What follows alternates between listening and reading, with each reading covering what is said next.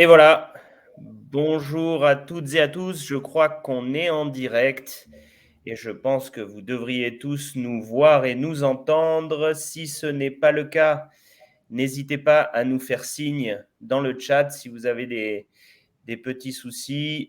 Bonjour Bruno, bonjour Laurent. Bonjour. Bonjour Nicolas. Merci de prendre le temps d'échanger avec nous aujourd'hui pour ce webinaire un peu particulier puisque c'est un webinaire réservé aux professionnels de la finance et donc où on va parler un petit peu de macroéconomie et surtout de comment s'inspirer des tendances actuelles pour essayer de créer quelques produits structurés qui pourraient être intéressants pour vos clients. On va attendre encore 1 ou 2 minutes, 1 minute, on va dire, que les gens se connectent et puis on démarrera dans 1 minute. Voilà, donc encore quelques secondes de patience et puis c'est parti.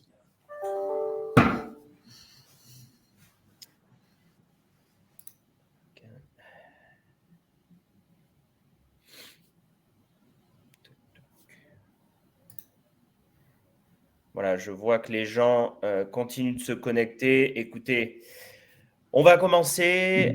Donc, merci encore une fois à toutes et à tous d'être parmi nous pour ce webinaire B2B en compagnie donc d'Atlantic Financial Group. Pour rappel, voilà, Neofa a vraiment la volonté de créer un nouvel écosystème de la finance, un écosystème où chaque épargnant français peut créer, développer et gérer son patrimoine avec l'aide d'un conseiller financier. Donc, on va retrouver ces deux acteurs sur notre plateforme. L'idée aujourd'hui, ce n'est pas uniquement d'apporter des solutions aux épargnants, mais également d'apporter des solutions, des idées, des produits, des choses qu'on trouve intéressantes sur le marché, de les apporter également aux professionnels et aux conseillers qu'on a aujourd'hui sur notre plateforme et notamment en France.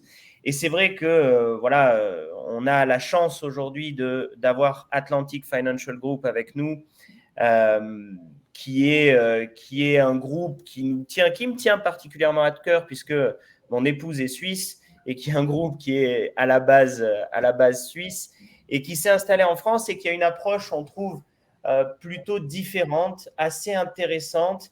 Et j'en ai beaucoup discuté avec les équipes d'Atlantic Financial Group, qui est très, très orienté client.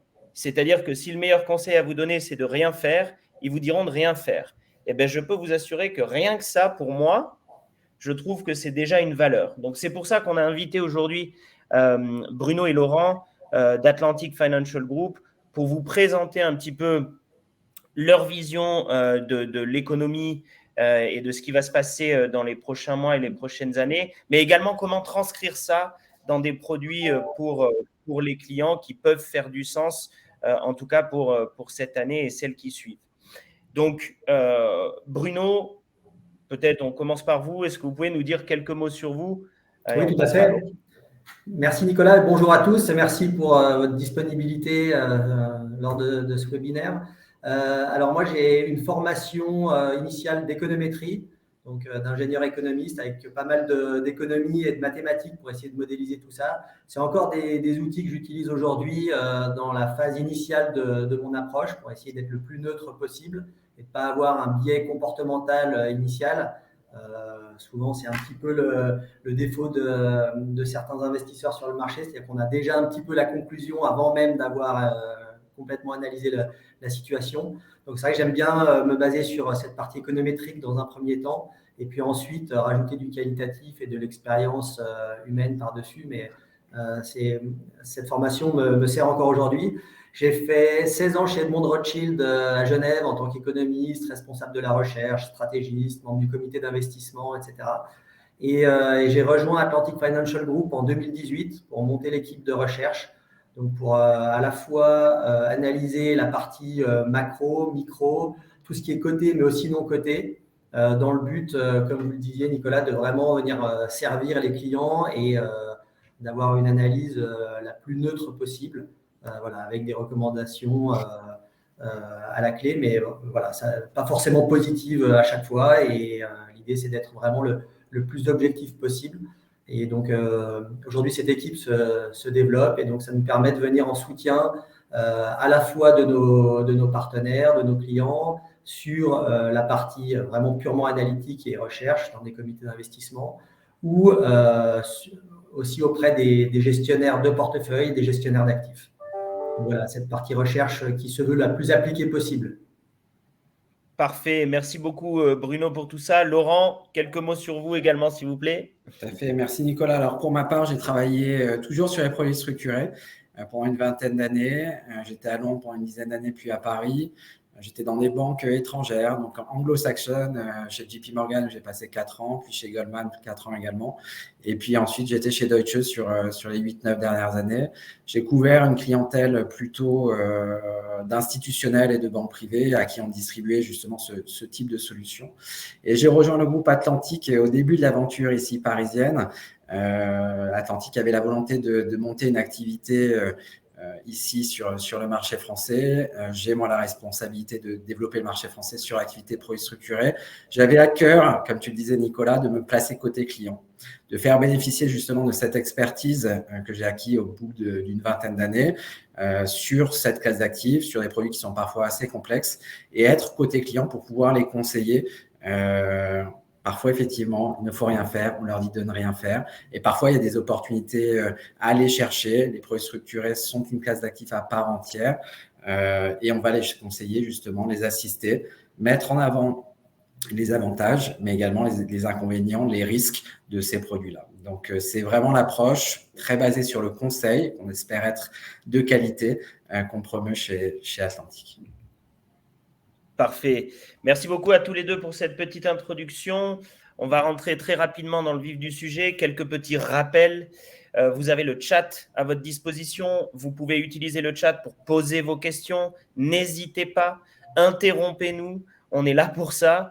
Et on pourra, voilà, je placerai les questions pendant la présentation si on trouve que ça fait du sens de les placer à ce moment-là. Sinon, on va faire 40 minutes d'échange entre Bruno, Laurent et moi. Et au bout de ces 40 minutes, on aura 15 minutes de questions-réponses. Mais comme je l'ai dit, n'hésitez pas à nous interrompre via le chat si besoin.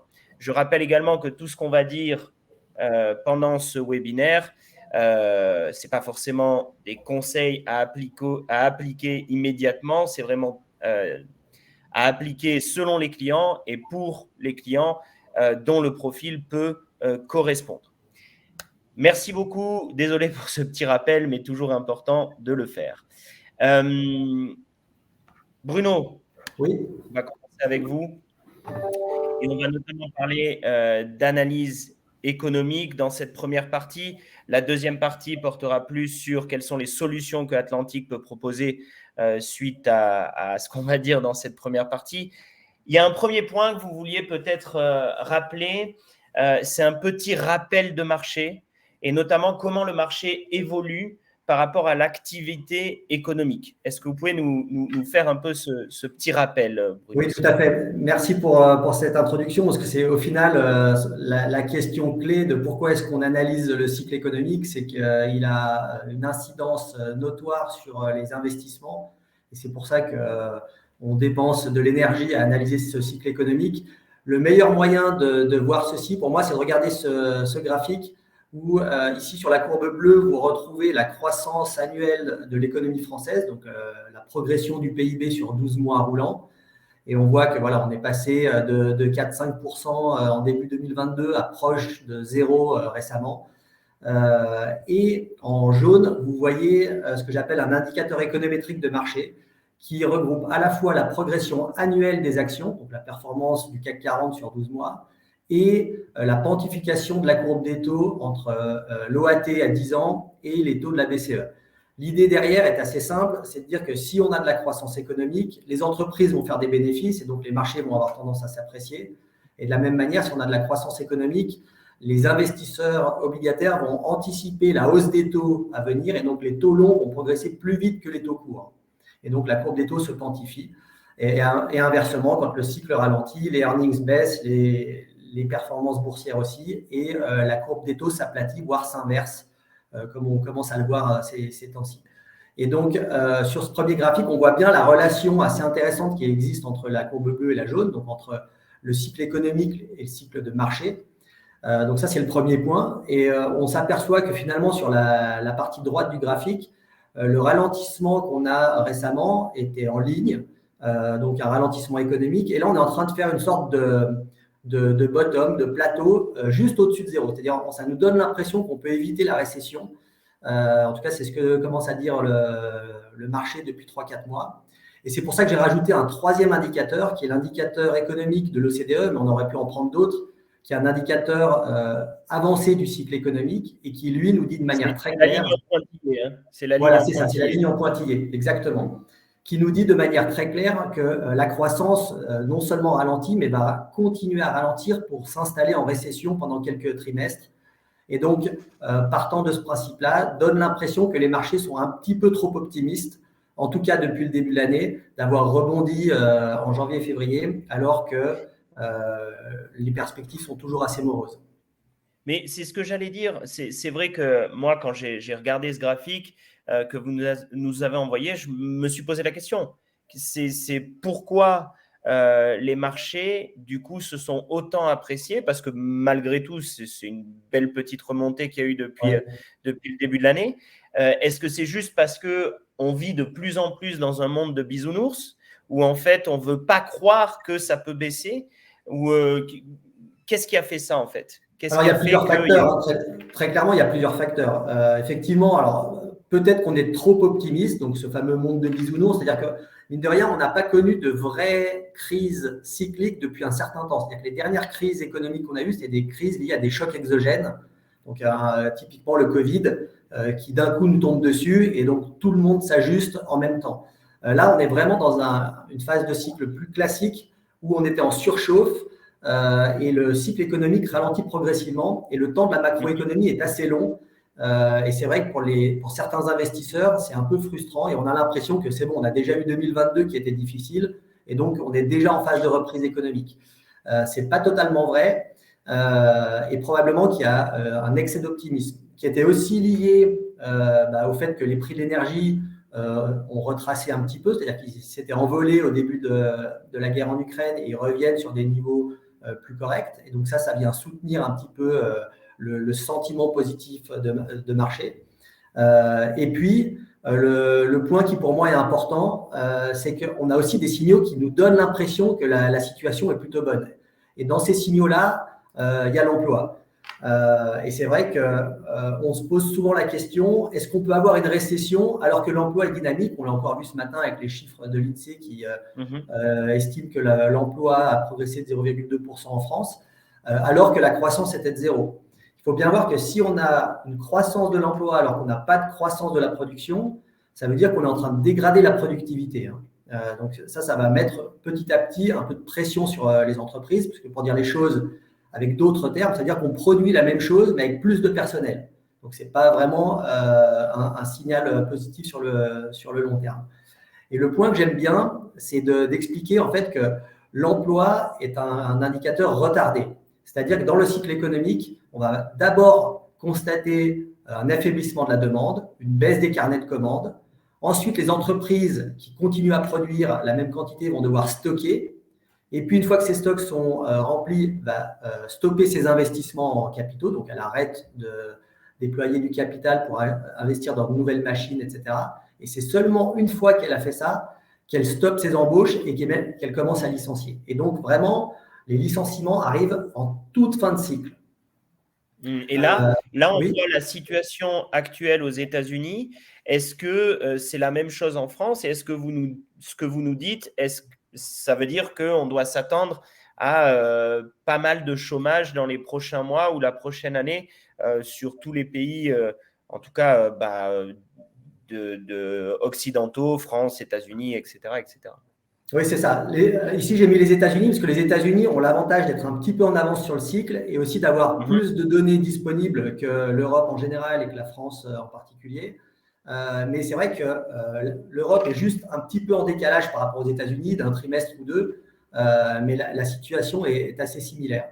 Et ce qu'on voit sur ce graphique, c'est que quand le cycle ralentit, on va avoir, donc là typiquement parce que les taux augmentent, donc c'est la hausse des taux qui provoque la hausse de ces deux indicateurs. Donc à la fois le stock de maisons neuves à vendre qui augmente. Forcément, plus les taux augmentent, plus c'est difficile pour les acheteurs d'acheter des maisons. Et donc, du coup, on se retrouve avec un stock de maisons invendues sur le marché immobilier. Et on voit que dans la courbe jaune ici aux États-Unis, on est passé de 4 mois d'inventaire à 11 mois d'inventaire. Et on voit aussi que cette courbe jaune, elle est en avance de 18 mois sur le taux de chômage. C'est-à-dire que le taux de chômage, lui aussi, il va progresser dans cet environnement un peu plus difficile, mais il va mettre 18 mois à réagir à la hausse des taux. Et c'est pour ça que de regarder l'emploi comme indicateur avancé du cycle, c'est vraiment misleading, c'est-à-dire c'est une erreur. On fait mieux de regarder d'autres indicateurs et l'emploi, effectivement, va s'ajuster, mais tardivement. Et donc, en France comme ailleurs, on va avoir une hausse du taux de chômage en 2023 et probablement encore plus en 2024, qui viendra à la toute fin de ce cycle, parfois même quand on aura déjà commencé à avoir un rebond de l'activité économique. D'accord. Vous mentionniez tout à l'heure, vous parliez de croissance, de récession potentielle. Or, si je suis sur le slide d'avant, les investisseurs, ils anticipent une croissance de 1% pour la France. Mais est-ce que c'est vraiment réaliste par rapport à tout ce qu'on voit là et par rapport aux données économiques réelles qu'on a en notre possession actuellement? Non, clairement, ce n'est pas réaliste. Et d'ailleurs, pour vraiment trancher là-dessus sur cette question, est-ce qu'on aura une récession ou pas? Alors oui, on aura une récession et deux, elle a déjà commencé. C'est-à-dire qu'on a déjà une croissance proche de zéro et tous les indicateurs avancés qui sont publiés nous montrent qu'on va avoir une croissance négative dans les prochains trimestres. Donc effectivement, les investisseurs aujourd'hui, et notamment les investisseurs actions, sont un peu trop optimistes. On le verra plus tard, les investisseurs obligataires ont tendance à être un peu moins spéculatifs, un peu plus les pieds sur terre et souvent donnent un message beaucoup plus proche de la réalité. Merci beaucoup, Bruno. Un petit mot sur quelque chose qui prend énormément d'espace média et de temps média ces derniers mois, c'est l'inflation, qui nous touche tous, hein, d'une manière ou d'une autre, ça nous touche tous. Qu'en est-il? Quand est-ce que ça va s'arrêter? Est-ce que ça va continuer à augmenter? Voilà, dites-nous-en un petit peu plus là-dessus, s'il vous plaît. Effectivement, l'inflation, elle occupe beaucoup de place à l'heure actuelle. D'une part, parce qu'on ne l'avait pas expérimentée depuis plusieurs décennies. Hein, et puis aussi parce qu'elle nous touche tous directement, les entreprises dans leur capacité à répercuter ou non les prix des inputs sur les prix de vente. Nous, en tant que consommateurs, avec notre pouvoir d'achat. Et c'est vrai qu'il faut, pour moi, si on doit résumer un peu la chose, il faut garder en tête que l'inflation, c'est difficile à générer. D'ailleurs, on l'a bien vu, hein, pendant des dizaines d'années, les banques centrales ont essayé de générer de l'inflation sans vraiment y parvenir. Mais une fois qu'on l'a fait sortir de la boîte, c'est un petit peu comme le sparadrap du capitaine Haddock. C'est très, très dur de s'en débarrasser. Ça nous colle au doigt.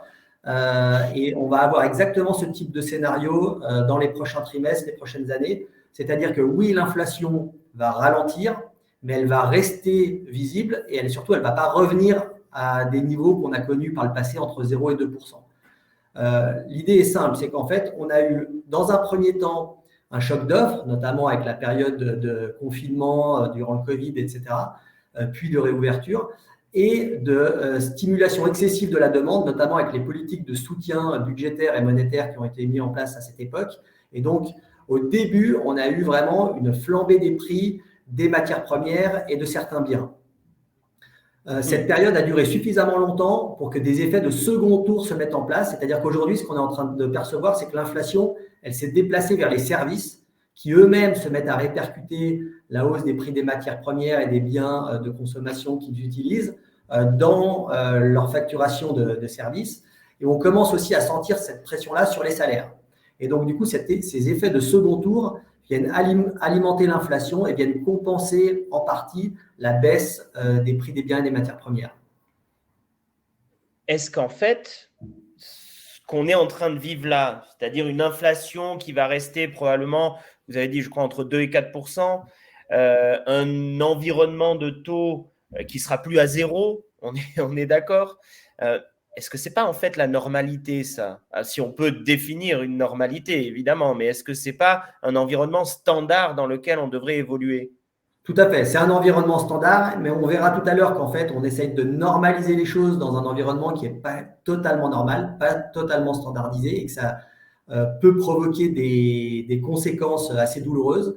Mais effectivement, d'avoir une inflation entre 2 et 4%, ça serait plutôt normal. Là, nous, on part du principe, avec nos analyses, qu'on va plutôt stabiliser entre 4 et 6%. Donc, ça reste une inflation globalement un peu plus forte que ce que le consensus anticipe, et surtout un peu plus forte que ce que les banques centrales aimeraient, ce qui milite pour leur discours finalement assez dur de hausse de taux et de hausse de taux à cadence assez rapide et probablement avec un taux d'intérêt final beaucoup plus élevé que ce qu'on espérait encore il y a quelques mois. Donc, effectivement, on essaie de normaliser une situation.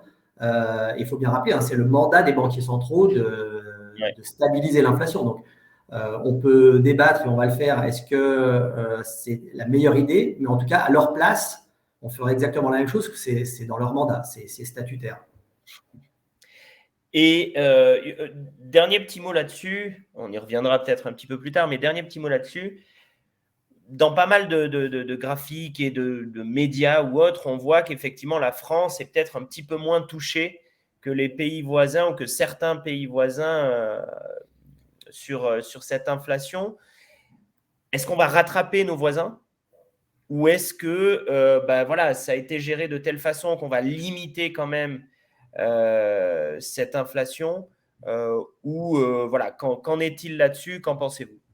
Oui, tout à fait. Bonne question, merci. C'est vrai que sur le cas de la France, l'inflation est un peu plus faible parce qu'il y a eu des mesures gouvernementales mises en place pour essayer de freiner l'impact notamment de la hausse des prix énergétiques. Ça a fonctionné, raison pour laquelle l'inflation en France est en train seulement d'atteindre un pic aux alentours de 7%, alors que dans certains autres pays développés, notamment en Europe voisine, on a eu des progressions de prix de plus de 10% annuels. Oui. Donc oui, la stratégie de la France était meilleure. On ne va pas rattraper les autres, mais c'est pour ça qu'on a un petit décalage pour percevoir le pic. C'est-à-dire que typiquement, on le voit sur le graphique de gauche, l'inflation aux États-Unis a déjà commencé à reculer. C'est déjà aussi le cas dans certains pays européens, alors que nous, on est encore en train d'attraper ce pic. Mais voilà, dans les prochains mois, on va avoir une décélération. Donc, on va suivre la même tendance. On n'ira pas à 9 ou 10% d'inflation. En revanche, je le répète, on ne va pas revenir à 0 ou à 2. On va stabiliser à des niveaux beaucoup plus élevés que ça. OK. 2023-2024, vous avez voilà, des prévisions là-dessus et on va en parler un petit peu. Mais il y a une chose sur laquelle j'aimerais revenir que vous avez mentionné tout à l'heure. Vous parliez de récession classique, mais qu'on n'a pas connue depuis très longtemps, puisqu'effectivement, il y a eu le Covid. 2008-2009, c'était les subprimes. Est-ce qu'on peut réellement parler de récession classique? 2001-2002, c'était bulle Internet. En fait, c'était quand la dernière réelle récession classique, ralentissement économique, etc.? C'est vrai que 2008-2009, avec la grande crise financière et les subprimes, la faillite de Lehman Brothers, etc., ce n'était pas classique. En plus, ça a été suivi par la crise de la dette européenne dans les début des années 2011. Donc, c'est pareil, ce n'était pas classique. En revanche, pour moi, la crise de la bulle Internet, même si elle s'est aggravée à cause des excès d'investissement qui avaient été faits à ce moment-là, est assez classique. C'est-à-dire qu'on a eu une phase de surchauffe et d'emballement. Et ensuite, on a eu un ralentissement prononcé qui, là aussi, dans chaque histoire, on peut trouver des choses anormales, et notamment dans le dégonflement entre 2001 et 2003, on a eu les attentats du 11 septembre, etc., des choses qui sont venues aggraver la situation. Mais le dégonflement de la bulle Internet, pour moi, était assez classique. Et typiquement, cette crise-là, aujourd'hui, ressemble à s'y méprendre au dégonflement de la bulle Internet. Et d'ailleurs, c'est intéressant de voir qu'à l'époque, on a eu effectivement une récession. Le soft landing, l'atterrissage en douceur que tout le monde espère, ça n'existe que très rarement. Et aussi, en termes d'impact sur les marchés financiers, si on se rappelle bien à l'époque, le bear market, donc le marché baissier, a duré plus de 2 ans. Donc, juste pour garder ça en tête, dans un environnement classique, le temps de la macroéconomie est toujours beaucoup plus long que ce qu'on espère et les choses mettent du temps à se matérialiser. On en a parlé pour l'emploi et c'est vrai également pour l'ensemble de l'économie et le temps qu'on va prendre pour attraper le creux de ce cycle peut être un peu plus long que ce qu'espèrent certains investisseurs. Je vois qu'il y a une question qui est arrivée sur le chat. Est-ce que, selon vous, la BCE a suffisamment de capacité, voire de crédibilité pour faire revenir l'inflation aux alentours des 2%? Alors, c'est une bonne question. Alors, la crédibilité, elle l'a, ça c'est certain. Les moyens de ramener l'inflation à 2%, probablement pas, puisqu'une partie de cette inflation est liée à un choc d'offres et à des prix des matières premières. Donc, pour dire les choses très clairement, la BCE a beau monter ses taux à 3, 4, 5, 10%, ça ne fera pas baisser les prix du gaz si l'embargo russe se maintient et s'accélère et qu'on a un hiver rigoureux l'année prochaine, etc. Donc, la BCE, comme toutes les banques centrales, agit sur à peu près les 2/3, on va dire la moitié de l'inflation qu'elle peut vraiment maîtriser, qui est liée au cycle. Le reste est lié à des facteurs qui sont indépendants de sa volonté. Et effectivement, c'est un peu ça la grande difficulté à l'heure actuelle des banques centrales, c'est qu'elles doivent atteindre un objectif en n'ayant qu'une partie des leviers pour réussir à tempérer cette inflation, ce qui est très difficile, raison pour laquelle elle a tendance à vouloir en faire trop pour compenser les pressions inflationnistes qui arrivent d'un côté par sa politique monétaire restrictive de l'autre. D'ailleurs, à ce sujet, vous avez un avis bien tranché sur la politique monétaire, je crois, Bruno, qui a été menée jusqu'à présent. Et moi, j'ai une question par rapport à cette politique monétaire. Est-ce que j'aime pas parler de crise parce que ça fait toujours des grands mots et ça fait peur à tout le monde, etc. Mais est-ce que la récession actuelle ne cache pas en fait un autre problème derrière qui va de ce fait amplifier un petit peu cette récession et faire qu'elle va durer peut-être un petit peu plus longtemps que ce qu'elle aurait pu durer? Voilà. Alors effectivement, en préambule, je rappelle, et c'est un point important vu ce qui va suivre, c'est que les banquiers centraux, les banques centrales font très très bien leur travail, respectent leur mandat de maintenir l'inflation à un niveau positif mais faible, et c'est là où pour moi on peut parler d'erreur de politique monétaire parce qu'on a le beau rôle entre guillemets d'être spectateur de cette politique monétaire ou en tout cas de pouvoir l'analyser, c'est qu'on essaye d'appliquer aujourd'hui des méthodes comme au début des années 80.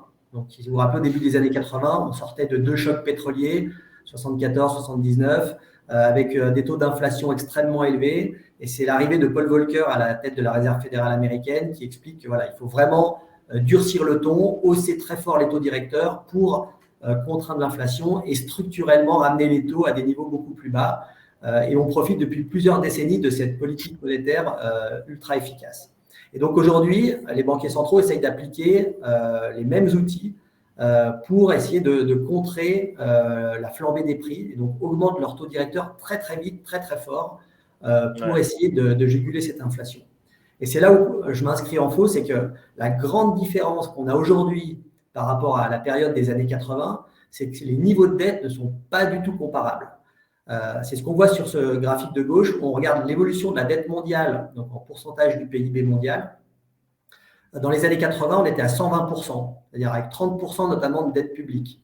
Aujourd'hui, on est à 250% avec 100% de dette publique. Et donc, on comprend bien, c'est une sorte de logique, on le vit tous en tant que ménage, que particulier. Si on est très endetté et que nos taux d'intérêt augmentent très fortement, la charge d'intérêt, les intérêts qu'on va payer chaque mois pour juste financer cette dette, donc juste payer les intérêts, ça va être vraiment très très lourd et ça peut devenir asphyxiant. Et c'est ce point-là qui, à mon avis, aujourd'hui est nettement sous-estimé, que j'appelle le rhinocéros gris, c'est-à-dire que c'est quelque chose qui, à la différence du cygne noir, qui est un peu la tuile, c'est-à-dire on ne s'y attendait pas, ça nous tombe dessus, ça a un impact fort sur l'économie et sur les marchés. Le rhinocéros gris, il a aussi un impact très puissant, Mais à la différence du signe noir, il est prévisible, il nous fonce dessus, mais on néglige son impact. Et typiquement, pour moi, on est exactement là-dedans aujourd'hui, c'est-à-dire qu'on est dans un environnement où la dette est très élevée et on est en train d'augmenter très fortement les taux en pensant qu'on va y arriver. Alors, j'espère être trop pessimiste et qu'effectivement, on va réussir à passer, c'est-à-dire que ce soit les États, les entreprises ou les ménages, tous les agents économiques arrivent à survivre dans cet environnement de taux d'intérêt élevés. Mais ce que je vois d'un point de vue analytique me laisse à penser que ça va être un petit peu plus compliqué. C'est ce qu'on… Pardon, Nicolas. Il y a une question qui est arrivée sur le chat que j'ai raté tout à l'heure de David, qui du coup nous fait part que vous ne partagez pas, Bruno, l'avis du gouverneur de la Banque de France sur un retour de l'inflation à 3 d'ici Noël. Non, alors clairement, je ne suis pas du tout de cet avis-là.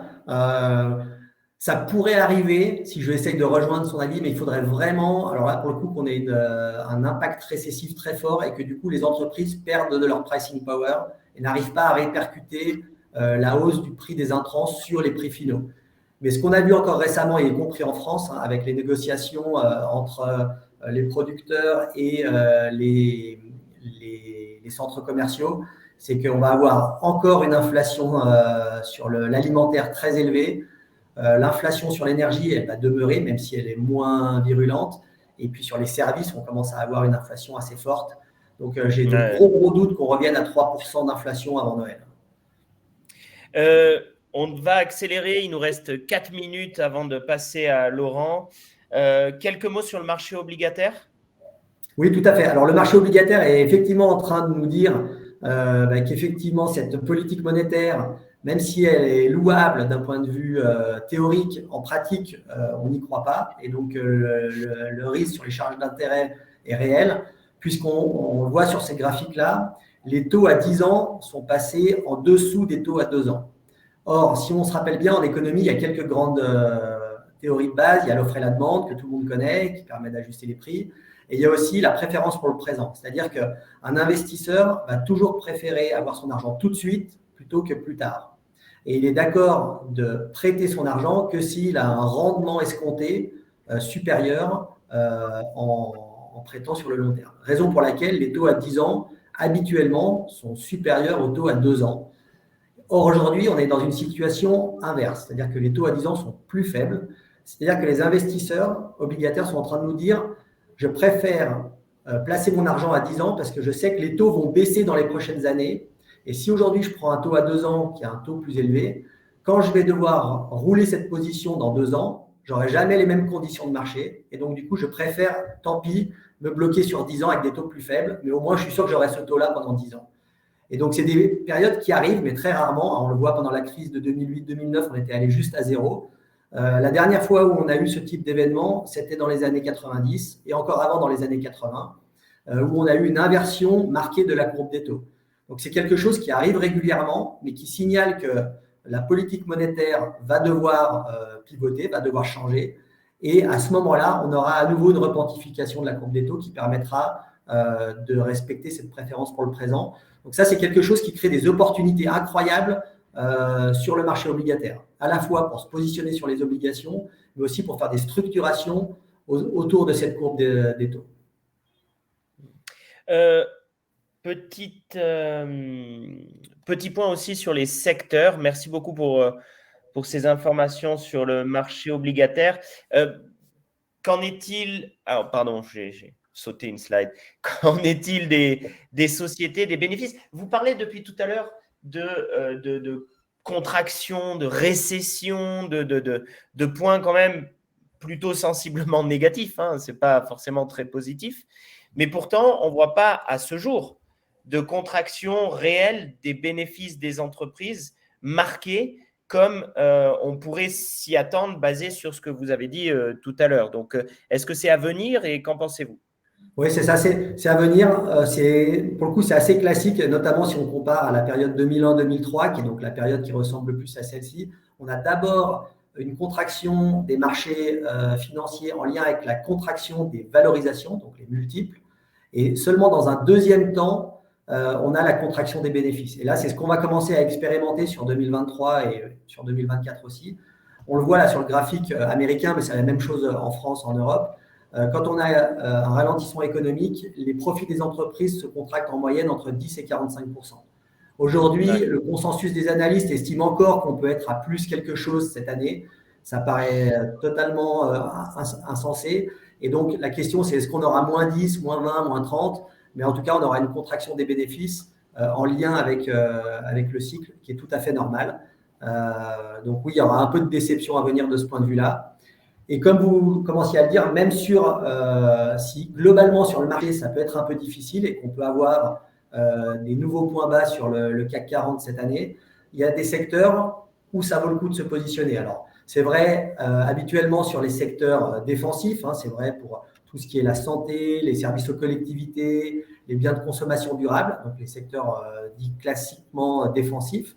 Mais c'est aussi vrai dans le cas de certains secteurs où on perçoit des tendances structurelles intéressantes. Typiquement, le luxe en fait partie. Sur le graphique de gauche, ici, on voit la performance relative de LVMH et Hermès par rapport au CAC 40. On voit que c'est lunaire, c'est stratosphérique. Avec la réouverture de la Chine, probablement que cette dynamique va perdurer. Et aussi, j'insiste, ce n'est pas que une histoire pays émergents, Asie, etc. C'est aussi que la demande des jeunes pour ce type de produit est vraiment de plus en plus forte. Et ils ont réussi à élargir leur taille de marché en s'adressant aussi aux jeunes. Donc là-dessus, je pense que ce secteur-là est plutôt bien positionné. Et dans un autre contexte vraiment pour le coup très différent, l'énergie est aussi en train de faire un grand retour en force.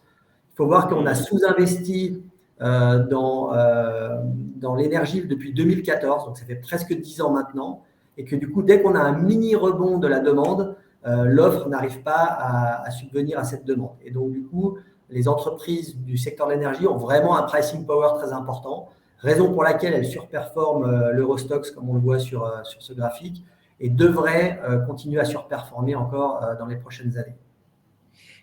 Et vous avez 1 minute pour nous parler des devises. Okay. Et j'inclus l'or dans les devises. Et 1 minute pour conclure. Donc, ça fait 2. Très bien. Alors, ça va être très simple. Sur les devises, on a eu un renforcement incroyable du dollar en 2022. Il a pris quasiment 20% entre janvier et septembre 2022. Pour une simple et bonne raison, comme on le voit sur le graphique de droite, c'est que les taux ont monté d'abord aux États-Unis et ensuite dans le reste du monde et ensuite en Europe. Et donc, du coup, on pouvait justifier un euro-dollar à parité juste avec le différentiel de taux à 2 ans entre les deux zones.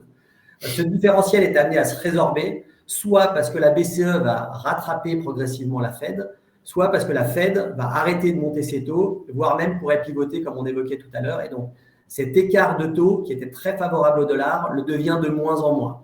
Donc, on pouvait défendre un euro-dollar à parité il y a quelques mois. Aujourd'hui, on peut défendre un niveau aux alentours entre 1,05 et 1,08. Et à la fin de l'année, probablement, on sera aux alentours de 1,20. Sachant que la valeur d'équilibre de très long terme, qui est le graphique de gauche avec la parité de pouvoir d'achat, c'est plutôt 1,27, 1,29. Okay. Donc, on a là aussi un intérêt assez intéressant dans l'allocation d'actifs à ne pas regarder que le cash, que les actions, que les obligations, mais aussi les devises qui peuvent être une source de diversification assez intéressante. Et sur l'or, un mot, voilà. Tout le monde est déçu de la performance de l'or puisqu'il fait 0 depuis 2 ans. Je rappelle de faire 0 quand les taux montent de 4,5, que le dollar s'apprécie de 15%, c'est déjà un exploit. C'est-à-dire que si vous étiez un investisseur en euros, vous avez acheté de l'or dans cette période, vous avez gagné 15% sur votre portefeuille, ce qui est déjà pas mal. C'est à peu près la même situation qu'en 2017-2019. Et ce que j'aime bien, c'est de regarder la période entre les deux, qui pourrait à un moment ou à un autre être celle qui nous concerne, à savoir qu'on arrête d'augmenter les taux, voire même qu'on les baisse, que le dollar chute, et dans ce cas-là, l'or avait pris 50%. Donc, je ne serais pas surpris qu'on oscille dans ce canal 1650, 2050 pendant encore quelques temps, et qu'à un moment ou à un autre, on casse ce canal à la hausse et qu'on ne revoit plus jamais $2000 l'once et qu'on s'installe au-dessus. Là aussi, en termes de diversification dans les portefeuilles, ça a tout son sens. Donc voilà, en gros, la récession a commencé, l'inflation ralentit, mais va rester forte. Sur le marché obligataire, il y a vraiment des choses très intéressantes à faire, notamment avec cette inversion de la courbe des taux. Et puis, sur le marché action qui, certes, est difficile et va l'être probablement plus sur la deuxième partie de l'année que ce qu'on a vécu en janvier-février, certains secteurs résistent très, très bien et donc il ne faut vraiment pas jeter le bébé avec l'eau du bain. Et puis, voilà, on a terminé avec le dollar et sa baisse et qui pourrait venir en soutien à la fois de l'euro mais aussi de l'or. Donc là aussi, des choses intéressantes à regarder. Parfait, merci beaucoup Bruno, c'est très très clair et on a, je pense, réussi à être assez efficace là-dessus, même si on pourrait en parler pendant des heures. Donc merci beaucoup pour toutes ces informations. Ce qui va être intéressant, je vois qu'il y a 2 questions de Urs et Ronnie. On y reviendra juste après, parce que ce qui va être intéressant maintenant, c'est de mieux comprendre comment fonctionne Atlantic Financial Group et surtout quelles sont les solutions que Laurent et son équipe va pouvoir nous apporter dans les prochaines semaines, prochains mois, pour appliquer tout ce que Bruno nous a mentionné. Laurent, quelques infos sur Atlantic peut-être pour commencer. Tout à fait, on aurait peut-être dû commencer par là. Alors, je vois qu'on a effectivement déjà 2 questions que tu as suscitées, Bruno, sur la partie produits structurés. Alors, sans trop déflorer les produits qu'on vous montrera en fin de présentation, est-ce qu'il existe une opportunité de jouer sur ce spread taux court versus taux long? Oui, tout à fait. Et certainement, c'est un des produits que je préfère actuellement, qui propose 2 premiers coupons garantis très élevés, bien supérieurs à ce qu'on peut avoir sur du compte à terme. Et ensuite qui permet justement de s'exposer à cette repentification de la courbe des taux. Et la deuxième question qu'on a, avec la remontée des taux, est-ce qu'il faut s'attendre à ce que les produits structurés à capital garanti offrent aux investisseurs d'accéder à une meilleure indexation, levier sur la performance? Oui, également. Pendant une dizaine d'années, on avait des taux qui étaient négatifs. Et même si on est, on va dire, créatif, inventif sur les produits structurés, on n'est pas magicien. Donc, on n'arrivait pas à proposer ce type d'offre. Et c'est une offre qui aujourd'hui redonne un gros regain d'intérêt sur ce type de produit de la part justement de cabinets de gestion de patrimoine, parce qu'on arrive à proposer des produits à capital garanti, parfois même offrant un rendement garanti qui sont très très intéressants, j'y reviendrai. Un petit mot donc sur le groupe Atlantic. Je vais essayer de me dépêcher parce que Bruno est très bavard, mais je pourrais le dire pendant des heures parce que c'est passionnant. Atlantic, qui on est un groupe qui a une petite dizaine d'années, un peu moins que ça, qui a été créé en Suisse par des anciens banquiers privés. C'est un groupe qui aujourd'hui est complètement indépendant. On a 2 associés, Nicolas Mousset et Julien Dunag, qui sont 2 ex-banquiers de Société Générale. Le premier métier du groupe Atlantic, c'est la gestion de fortune. On a aujourd'hui une grosse quarantaine de familles qui nous ont confié la supervision et la gestion de leur portefeuille. Et en fait, au fur et à mesure des années, on a développé un ensemble de services et de produits, dans un premier temps à destination de ces clients privés. Et en fait, très rapidement, on en est venu à couvrir également des clients externes professionnels. Dans un premier temps, exclusivement en Suisse, où sur la partie produits structurés, on couvrait des tiers gérants, des familles office, des petites banques privées qui n'avaient pas cette expertise sur la partie produits structurés. Et puis maintenant, depuis bientôt 3 ans, on est présent en France au travers d'un certain nombre d'entités. Atlantic Capital Partners, qui est conseiller en investissement financier que je représente aujourd'hui, qui s'occupe justement du conseil et de la distribution en produits structurés. Et à côté de cette entité, on a également une société qui s'appelle Atlantic Asset Management, qui est société de gestion, agrément AMF depuis l'année dernière. Et enfin, une dernière structure qui s'occupe de faire du conseil sur la partie immobilier. Donc, on va se concentrer aujourd'hui sur la partie produits structurés, qui est le sujet du jour et que je représente au sein d'Atlantic pour le marché français. On a un acteur d'une certaine taille qui opère sur différentes juridictions. L'année 2022, on a intermédié à peu près un peu moins de 2 milliards sur la partie produits structurés. Ça correspond à 1600 produits dédiés. Donc, ça fait un volume d'émission qui est relativement élevé. Ça, c'est au niveau du groupe, tout à fait. Et au sein d'Atlantic, donc Atlantic, c'est une 60aine de personnes aujourd'hui, un groupe complètement indépendant. On a une 20aine de personnes à s'occuper des produits structurés. Sur ces 20 personnes, vous allez trouver une dizaine de commerciaux, une grosse dizaine de commerciaux, des structureurs, ingénieurs financiers qui toute la journée vont faire des pricing. On a accès à tous les pricers, outils de pricing des différentes banques d'investissement avec lesquelles on travaille. et 4-5 personnes qui sont des développeurs, parce que chez Atlantic, on a choisi de développer une plateforme in-house de suivi, de gestion des produits structurés. On est parti du constat suivant, qui était remonté justement par nos partenaires, qui se trouvaient très sollicités par les différentes banques d'investissement, émetteurs et brokers. Il y en a un certain nombre sur le marché en amont d'une transaction ou au moment de la transaction, et qui se sentaient, on va dire, un peu délaissés par ces acteurs-là, une fois que les trades étaient rentrés. Et puis, un produit structuré, c'est un produit qui vit. Il y a un certain nombre d'événements au cours de vie du produit, des autocalls potentiels, des tombées de coupons, etc. Et il faut pouvoir justement suivre de manière assez fine et assez efficace un portefeuille quand il commence à être un peu fourni de produits structurés. Et chez Atlantic, on s'est dit que justement, une des réponses qu'on pouvait apporter à ce sujet, à cette contrainte, c'était passer par la digitalisation. Donc, on a développé depuis le début de l'activité produits structurés chez Atlantic une plateforme digitale de suivi des produits structurés qu'on met à disposition des partenaires avec lesquels on travaille et qui, comme on pourra le voir ensuite, répond à un certain nombre de questions que peuvent se poser nos partenaires. Aujourd'hui, on travaille côté client. On se positionne comme leur conseil sur l'activité produits structurés. On va les assister dans la conception, dans la structuration, on va réfléchir au cahier des charges. Et une fois que justement ce cahier des charges est défini, on va se retourner vers le marché. On travaille aujourd'hui avec une vingtaine de banques émettrices qui sont nos partenaires pour trouver le meilleur prix, la meilleure offre pour justement, et on fait bénéficier de notre pouvoir de négociation auprès des différents émetteurs avec lesquels on travaille, aux cabinets avec lesquels on est en relation. On intervient sur l'ensemble de la chaîne de valeur des produits structurés. Donc, en amont, il y a une forte partie conseil. On se définit vraiment comme des experts sur cette classe d'actifs. Et l'idée, c'est de travailler aussi main dans la main avec l'équipe de Bruno. On a la chance d'avoir une équipe de recherche. On est persuadé que si on se trompe sur le sous-jacent d'un produit structuré, le produit structuré, il est assez mal engagé.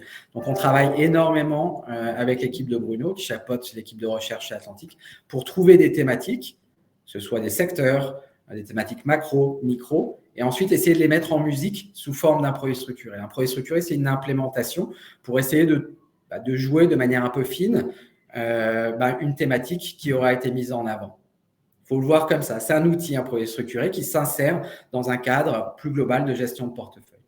Donc, on intervient vraiment en amont. On accompagne beaucoup les cabinets. Je vois un certain nombre de cabinets qui se sont logués aujourd'hui. Certains avec lesquels on travaille qui ne faisaient avant pas du tout de produits structurés par manque de connaissance de la classe d'actifs, parfois, des mauvaises expériences il y a très longtemps également. Et l'idée, c'est vraiment de vous prendre en main, de prendre en main les cabinets avec lesquels on travaille et de les accompagner pas à pas sur la classe d'actifs. On fait beaucoup de pédagogie, beaucoup de formation, on passe beaucoup de temps là-dessus. Et l'idée, c'est vraiment de vous conseiller de manière éclairée. On vous met en avant les avantages de ces produits parce qu'il y en a un certain nombre. Ça permet d'avoir un certain profil de risque, d'amener de la symétrie dans un portefeuille. Mais il y a également des risques. Et notre rôle, c'est justement de vous expliciter les risques que vous prenez ou que vous faites prendre à vos clients via ces instruments. On s'occupe du référencement quand il y a des référencements en assurance vie. C'est des produits qui sont accessibles, je le rappelle, en compte titre, mais également en assurance vie. On travaille avec tous les assureurs de la place, avec les différentes plateformes compte titre et assurance en France et à Luxembourg. On a des minima d'investissement qui sont parmi les plus faibles du marché. Pourquoi ? Parce que justement, on a cette capacité, ce volume d'activité qui nous permet d'entretenir de très bonnes relations avec les émetteurs avec lesquels on travaille. Et aujourd'hui, typiquement, à partir de 200 000, 300 000 euros, on a accès à un produit dédié chez tous les émetteurs avec lesquels on est en relation sur pratiquement tous les produits. Ça, c'est assez fort. Et pourquoi est-ce qu'on a ça ? Parce qu'on a accès à tous les outils de pricing des différentes banques. On a une équipe de structuration en interne et tout est digitalisé, tout est automatisé en termes de process, de booking, de dénouement pour justement faire profiter de la meilleure expérience client aux partenaires avec lesquels on travaille. Conseil, pricing, je vous en ai déjà un peu parlé. On essaye d'être très compétitif. On a la particularité d'être complètement transparent sur les marges que l'on prend en termes d'intermédiation chez Atlantic. On dit à nos clients quelle est la rémunération avant de s'engager sur tel type de proposition. On intervient sur toutes les classes d'actifs, que ce soit les actions, le crédit, les taux, On a tous dans l'équipe plus ou moins une spécialité ou une autre, mais l'idée, c'est de pouvoir être agile. Et quand on voit de la valeur sur un certain marché, que ce soit les actions, que ce soit les crédits, l'idée, c'est justement d'en faire profiter nos partenaires et d'être très réactif justement pour capter ces opportunités. Enfin, sur la partie gestion, c'est là où justement la partie humaine, si vous voulez, est complétée par l'outil technologique. On met à disposition de nos clients cette plateforme digitale de suivi des produits structurés qui s'appelle Platon. Vous en avez peut-être entendu parler déjà. On s'est affiché avec un des gros assureurs de la place l'année dernière qui a communiqué sur le partenariat qu'on a mis en place avec eux. Ils cherchaient à s'équiper d'une plateforme digitale de suivi des produits qui était référencée chez eux. Ils ont choisi Atlantic pour l'agilité de la plateforme, certainement son efficacité, le fait qu'elle est très complète. Donc, en quelques mots, qu'est-ce que vous apporte notre plateforme digitale? C'est aujourd'hui un site internet qui doit référencer à peu près 3000 produits. Vous pouvez rajouter les produits qui sont les produits que vous avez en portefeuille ou que vous avez recommandés à vos clients. Et en un clin d'œil, vous avez accès à votre portefeuille de produits structurés et toutes les spécificités de chacun de vos produits. Vous avez la possibilité de générer des reportings en marque blanche, c'est-à-dire aux couleurs de votre cabinet, en un clic. Vous n'avez pas besoin d'attendre le lundi matin de recevoir un reporting. Si vous avez un rendez-vous avec un client dans 15 minutes, vous pouvez générer le reporting et ça va vous sortir l'évolution de la valorisation du produit, c'est la base, comparée à celle du sous-jacent, les coupons qui auront potentiellement été déjà payés sur le placement, tous les événements passés, également tous les événements à venir. Vous avez la possibilité, via cet outil, de générer également, c'est peut-être un petit peu plus technique, des chocs de marché. Si demain, le marché perd 5, 10, 15, 20%, comment est-ce que va se comporter mon produit structuré? Pas en termes de valorisation, mais en termes de flux de trésorerie. Je m'explique. Si demain, le marché perd 20%, quels vont être mes produits qui vont être en risque en capital? Quels vont être mes produits qui vont quand même continuer à payer des coupons? Quels vont être mes produits qui vont être rappelés ou pas par anticipation? Donc, ça vous permet vraiment de visualiser au travers d'un certain nombre de fonctionnalités votre portefeuille de produits structurés et de l'analyser de manière assez fine. Je me permets de vous interrompre, Laurent, juste maintenant.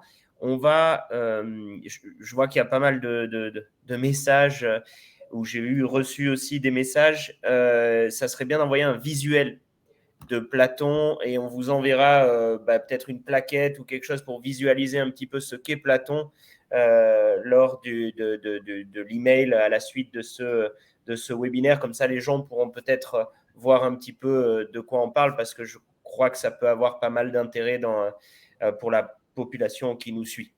Voilà. Tout à fait, avec plaisir, je le ferai, Nicolas. Je pense que pour ceux qui sont intéressés, ça vaut le coup, au-delà du visuel, de faire une petite session de formation. Ça peut prendre 30 minutes où justement on vous montre les fonctionnalités de Platon, les avantages que vous avez à l'utiliser dans la gestion et également aujourd'hui dans la partie pricing. Parce que justement, on a intégré cette fonctionnalité l'année dernière. Vous avez la possibilité, grâce à cette plateforme, et ça, c'est assez unique, d'avoir les prix d'une quinzaine d'émetteurs avec lesquels on est en relation et connecté de manière digitale. Donc, vous pouvez vous-même, chez vous, à votre bureau, faire votre propre structuration. Vous rentrez les caractéristiques, le cahier des charges de votre produit, c'est-à-dire la maturité, le sous-jacent, les différents niveaux de barrière. Et vous avez, en quelques secondes pour les plus rapides, en quelques minutes pour les contreparties un peu plus lentes, les retours justement de ces différents émetteurs qui s'affichent et qui sont triés par ordre de compétitivité. Donc ça, je n'hésiterai pas, avec plaisir, Nicolas. Il me reste encore quelques minutes peut-être pour parler produits parce que je vois effectivement dans les il y a des questions aussi qui sont arrivées. Voilà. Regain sur la classe d'actifs produits structurés, c'est indéniable. Alors, on voit depuis quelques années, les produits structurés arrivent en tête dans les différents baromètres d'opinion, Cardiff, etc., auprès justement des conseillers comme la classe d'actifs qui est la plus plébiscitée et qui sera de plus en plus conseillée dans les mois et années à venir auprès de vos clients. Ça s'explique assez bien. On a une performance qui a été assez forte. On voit les dernières statistiques sur la classe d'actifs. On a des retours qui sont très, très intéressants sur ces produits-là. Et puis aujourd'hui, depuis, on va dire, 9 mois, comme je le disais en introduction, on a un retour de toute l'offre de produits dont le capital est garanti à échéance, qu'on ne pouvait pas faire pendant une dizaine d'années et qui aujourd'hui sont des alternatives très intéressantes par rapport à du fonds euro, par rapport à du compte à terme, du dépôt à terme, qui propose également une garantie pour le coup en cours de vie du produit. Donc oui, fort regain d'intérêt de la part des distributeurs, soit des banques privées, des cabinets de gestion de patrimoine, de family office également, qui ne regardaient pas forcément ces produits-là et qui aujourd'hui s'y intéressent de très très près. Sur les différents produits dont je voulais vous parler, c'est plutôt des idées ou des cotations qu'on a regardées et qu'on trouve intéressantes pour justement illustrer notre manière de travailler, c'est-à-dire de souvent mettre en musique les idées de l'équipe de Bruno. Donc là, par exemple, un autocall, alors c'est un nom un peu barbare, mais c'est un des produits les plus classiquement distribués dans le marché de la distribution en France sur le thème de l'énergie. Donc, on est sur un indice sectoriel qui va regrouper les valeurs européennes les plus importantes du secteur de l'énergie. Et ce produit-là, c'est un autocall classique qui a comme maturité 5 ans et qui va être potentiellement rappelé par anticipation de manière trimestrielle à partir de la fin de l'année 1. Si jamais le sous-jacent, donc cet indice sectoriel, est en hausse par rapport à son niveau initial. Et en cas de remboursement anticipé, vous allez récupérer non seulement votre capital, bien entendu, mais en plus de ça, un coupon de 2,75 par trimestre écoulé depuis l'origine, ce qui correspond à du 11% par année. Si vous n'avez jamais été remboursé par anticipation, eh bien vous vous retrouvez à maturité au bout de 5 ans du placement. C'est là où il peut y avoir un risque en capital. C'est des produits qui, pour le coup, des autocalls qui souvent offrent une protection partielle du capital à échéance. 3 cas, vous êtes au-dessus du niveau initial, vous récupérez votre capital plus un coupon de 11% x 5, donc 55%. Si l'indice, pour le coup, a enregistré une baisse modérée à échéance, c'est-à-dire de moins de 40%, on a une barrière de protection qui est fixée à 60% de niveau initial, et bien dans ces cas-là, le placement va redonner à l'investisseur le capital qui a été initialement investi. Et en revanche, si l'indice a enregistré une baisse plus conséquente, c'est-à-dire de plus de 40% par rapport à son niveau initial, eh bien c'est là où l'investisseur est potentiellement sera en risque en capital, puisque le capital va être impacté par la baisse enregistrée par l'indice à maturité. Qu'est-ce que ça veut dire? Si l'indice à maturité a fait moins 70, alors l'investisseur va récupérer uniquement 30% du capital investi. Ça, c'est un exemple d'une structure qu'on aime bien, qui est assez classique, qui est relativement simple. Les produits structurés, vous savez dans quoi vous vous investissez avant de vous engager. Il y a une formule de remboursement qui est très claire, qui est écrite, qui est définie contractuellement. Après, ce que vous ne connaissez effectivement pas, c'est quelle va être la performance de l'indice en cours de vie. Mais en fonction des différents scénarios, eh bien, vous avez votre remboursement qui est défini avant de vous engager. Le Phoenix, c'est l'autre type de produit qui est également très populaire en France, un peu plus défensif. Nous, on aime bien, justement, comme tu l'as compris, Bruno n'est pas très, très optimiste sur les marchés sur les prochains trimestres. Donc ça, c'est une structure qui, pour le coup, est beaucoup plus défensive. Alors, on a choisi sur un secteur qu'on aime bien, le luxe, sur une valeur cette fois-ci. Donc, on peut faire sur les indices, on peut également faire sur certains titres, donc sur Kering. Et là, vous allez avoir, en plus de ce mécanisme d'autocall, une seconde barrière, qui est une barrière de coupon, qui va vous permettre de détacher, de distribuer ou de percevoir un coupon de l'ordre de 8% par an si jamais l'action Kering n'a pas baissé de plus de 40% par rapport à son niveau initial. Donc, comment ça se passe? Vous allez faire ces mêmes constatations tous les trimestres. Si jamais Kering n'a pas baissé de plus de 40%, vous allez récupérer un coupon de 2%. Vous avez en plus un effet mémoire qui vous permet de récupérer des coupons qui n'auraient pas été préalablement payés. Et toujours, vous avez ce même mécanisme d'autocall à l'issue de chaque trimestre à partir de la fin de l'année 1 qui vous permet d'être rappelé de manière anticipée si Kering est en hausse par rapport à son niveau initial. Et à maturité, le même mécanisme de barrière de protection. Donc ça, c'est très classique. C'est le genre de produit qu'on regarde et qu'on aime bien chez Atlantic. On aime bien ce qui est simple. On ne va pas vous emmener sur des mécanismes qui soient trop complexes. On aime bien ce qui est simple et ce qui s'explique bien. Le dernier produit dont je voulais vous parler, c'est justement pour jouer ce qu'on avait mis tout à l'heure en avant, à savoir une repentification, une normalisation de la courbe des taux. Alors, le nom est un peu barbare, ça s'appelle un TARN, Target Redemption Note. Je te vois sourire, Nicolas. Alors, c'est un produit qui est capital garanti. Déjà, c'est une des raisons pour laquelle on aime bien. Et qui va proposer des taux garantis à l'issue des 2 premières années et qui vont être nettement au-dessus de ce que vous pourriez avoir sur des comptes à terme. Plus précisément, on est sur un placement de durée 7 ans au maximum et qui va proposer des coupons fixes garantis de 7,5% à l'issue de l'année 1 et à l'issue de l'année 2. Donc, ceux-là, ils sont acquis. Alors, il y a toujours un risque émetteur derrière ces produits-là. Là, c'est un produit, un pricing qui a été fait par une banque française, très bien arrêté. Donc oui, certes, il existe ce risque, mais que si vous mettez ce risque de côté, votre capital est protégé à échéance à hauteur de 100%. Qu'est-ce qui va se passer? Pourquoi est-ce que c'est un produit structuré? Et comment est-ce qu'on fait pour justement proposer ces coupons qui sont largement au-dessus de ce que les comptes à terme ou les fonds euros proposent? C'est qu'à partir de l'issue de l'année 3, c'est là où vous allez avoir des coupons qui seront variables et qui vont justement vous permettre de vous exposer à une normalisation de la courbe des taux. On l'a bien compris, Bruno l'a bien explicité, cette inversion aujourd'hui, elle est plutôt anormale. On la comprend bien, les taux courts ont augmenté dans le sillon de l'augmentation des taux directeurs décidés par les banques centrales qui n'ont eu pas d'autre choix, étant donné les niveaux d'inflation, que d'engager justement cette marge de hausse des taux directeurs. Donc, les taux courts ont beaucoup augmenté, les taux longs beaucoup moins. Donc, ce qui fait qu'aujourd'hui, on est dans une situation anormale d'inversion de la courbe. Mais notre pari, c'est de dire cette inversion, elle est temporaire. Et à partir d'un certain moment, cette courbe va se normaliser. C'est ce qu'on apprend à l'école, que les taux courts, normalement, sont plus faibles que les taux longs. Donc là, le pari, c'est de dire, à l'issue de l'année 3, vous allez recevoir des coupons variables qui vont être directement indexés à cette courbe des taux. Plus précisément, le coupon en année 3, il sera égal au taux 30 ans, donc très long, moins les taux 5 ans. C'est un exemple. On aurait pu prendre le 30 ans moins le 2 ans. On aurait pu prendre le 10 ans moins le 2 ans. Donc ça, c'est vraiment un exemple.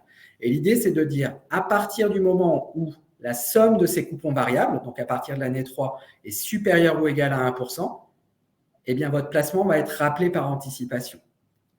Donc, pire des cas, la courbe reste inversée pendant les 7 ans. J'ai complètement tort sur mon pari. J'aurai uniquement mes 2 premiers coupons de 7% et demi à l'issue de l'année 1 et 2 et plus rien ensuite pendant 5 ans. Bon, ça me fait du 115% capital garanti sur du 7 ans. Bah, ça fait un peu plus que du 2% de rendement sur cette durée-là, peu ou prou ce que les fonds euros ont payé cette année. Ça, c'est le pire des cas. Et puis, si vous avez raison sur votre pari, à l'issue de l'année 3, pour le coup, vous sortez et vous aurez eu 7,5 en année 1, 7,5 en année 2, et puis 1 et quelques pourcents en année 3. Et puis, vous avez tous les scénarios intermédiaires. Vous êtes remboursé en année 4, 5, 6, si jamais la courbe des taux prend un peu plus de temps à se normaliser. Donc, ça, c'est vraiment un déplacement qu'on aime beaucoup en ce moment, qui a du sens. C'est une véritable opportunité qu'on voit sur le marché des taux. Et qu'on peut mettre en pratique via justement cette proposition qu'on a référencée chez différents assureurs et qu'on peut varier, regarder un certain nombre de variantes, comme je disais, en termes de maturité, de taux sur lesquels on joue, etc. Donc, l'idée, c'est vraiment de vous montrer des exemples, comment est-ce qu'on travaille, souvent en partenariat avec Bruno, pour construire, concevoir et vous en accompagner sur les produits structurés. On demande sur le chat, Laurent, qui pourrait être la banque émettrice du Tarn? C'est une banque française. On a Société Générale qui est assez compétitive là-dessus. On a la BNP aussi qui ressort bien. Donc, voilà, on travaille avec un peu tout le monde. Comme je vous l'ai dit, on est indépendant. Voilà, typiquement, les banques françaises sont assez bien disant là-dessus. Merci beaucoup pour toutes ces informations, Laurent. Je vois qu'on a déjà dépassé l'heure. J'ai vu une question passer, mais je crois que, Laurent, vous y avez répondu au début de votre présentation, la question de Maël et la question de Ronnie. Ce que je vous suggère, parce qu'on a tous probablement des choses à faire ou des engagements derrière, on va vous envoyer un mail récapitulatif de ce webinaire où vous retrouverez le replay, la présentation également.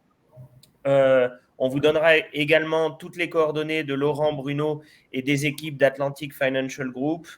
On remercie en tout cas Neofa et très heureux et honoré d'avoir pu accueillir Atlantic Financial Group. Comme vous avez pu le voir, ce qui est intéressant avec ce groupe, c'est vraiment cet aspect conseil, cet aspect accompagnement. Vous avez quelqu'un avec vous qui est en lien avec la recherche du groupe et qui peut vous aider à mieux cibler et à mieux construire des produits vraiment tailor-made pour chacun de vos clients.